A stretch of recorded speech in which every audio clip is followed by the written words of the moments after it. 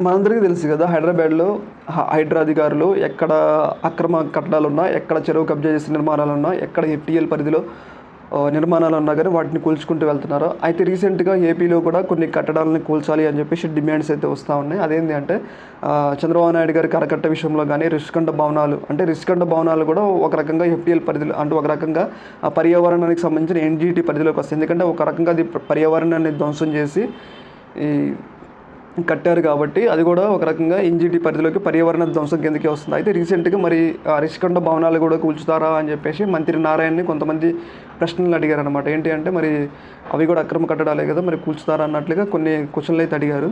అయితే ఈ విషయంలో నారాయణ గారు స్పందించి ఈ యొక్క భవనాలపై త్వరలో చంద్రబాబు నాయుడు గారు నిర్ణయం తీసుకుంటారు. వీటిని కూల్చాలా లేకపోతే వీటైనా అవసరాల కోసం ప్రభుత్వ అవసరాల కోసం వాడాలా అన్నట్లుగా ఆయన చెప్పడం అయితే జరిగింది.